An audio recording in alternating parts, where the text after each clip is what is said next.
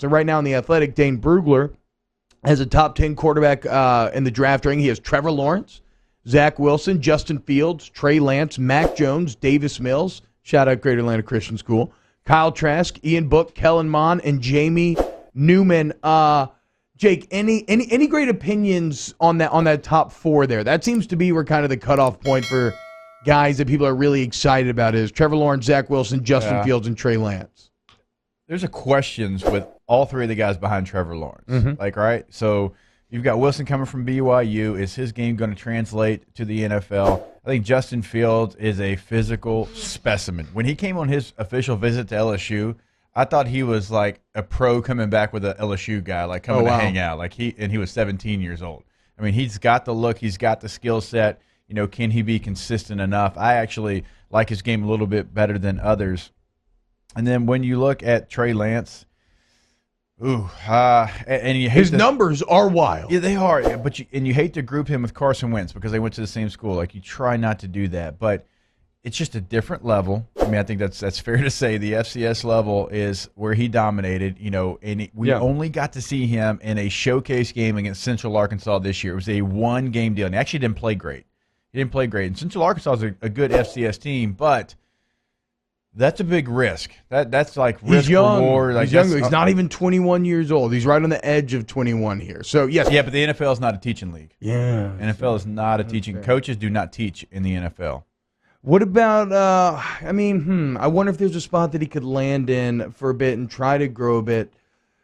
He will be a first-round pick, though. So, like, I'm sure Green Bay will trade up and take him and let him sit. Yeah, exactly. For what it's worth, the mock draft that I'm reading from Dane Brugler of The Athletic has the Washington football team trading up to get him, which would make sense. I mean, because they got Alex Smith. They got Heineke. He could kind of sit behind I think for a bit. Alex Smith's a free agent now, but didn't they sign Heineke to a little bit of a a top backup kind of deal? I don't know about I can't. You know what? I can't speak to that. What I've read is that Heineke is still under contract, and I think Smith is still under contract. But I could absolutely be wrong there. So the point is, the top 4 quarterbacks are the guys that people are most excited about, right? Those will be off the board no matter what when the Saints get to pick, right? I mean, Lawrence Wilson make too much sense at 1-2, especially if the Jets don't make a move for Deshaun Watson or something, because there are actually guys that have Wilson above Lawrence even, a few. They're out there. There's too much of a market for Fields, for Lance. So then you get into the bottom half of that top 10. You get in Mac Jones, Davis Mills, Kyle Trask, Ian Book, Kellen Mond, Jamie Newman. And here's where it gets interesting for Saints fans. There are multiple mock drafts from, the foremost minds that have the New Orleans Saints taking Mac Jones at 28. What do you think, Jake? What's your philosophically, I hate taking the 5th quarterback off the board, no matter what the name is, in the first round, because that you are automatically, by definition, overreaching for a position. But what's your thoughts on Mac Jones? And then we'll kind of get into him fitting in with the Saints. I like Mac Jones more than some of the other names that you said. I think Mac Jones has still potential left. I think that when you look at him, I saw the picture with him smoking a cigar. I realize he's not a physical specimen. I get all that. But representation matters. And he's holding it down for all of us pudgy dad bods. So thanks for that, Matt. But he grew a lot this year, and I know he had a lot of talent around him. I think, if possible, he's a guy that probably needs a year to figure it out if you can sit him behind someone. Now, New Orleans, I don't know if you had that situation, but there is a lot to like about his game. I'm not going to hate on him because he played at Alabama.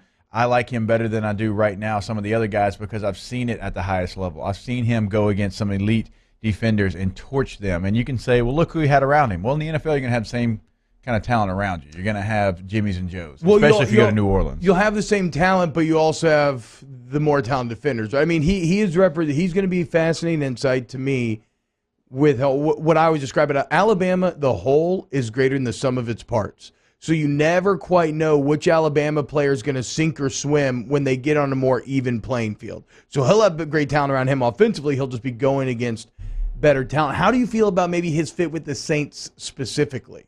Do you think that works better? Like, does Mac Jones make more sense under Sean Payton in New Orleans and other places?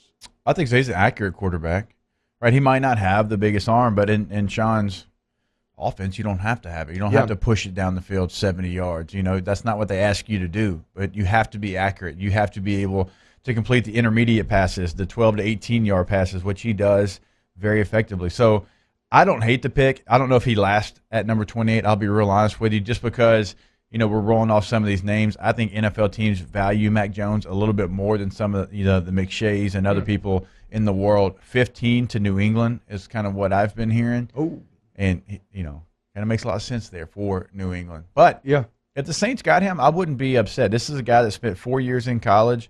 He learned under some great coaches. He sat behind some great quarterbacks. There's a lot of knowledge that he probably learned throughout that process.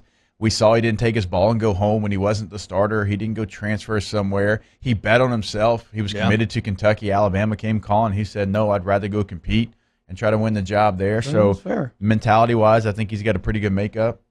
Look, if this happens, if they decide to draft Mac Jones, don't give up crazy draft capital. Don't do that. But if you can get him. No, you take him at 28. You don't trade up for Mac Jones. Yep. But, like, if he's there at 28, you make a compelling case for the Saints maybe getting involved. What do you think? Go ahead and let us know in the Bayou Ford YouTube chat. Coming up next, we will answer your Munchies questions with Chef Michael Johnson.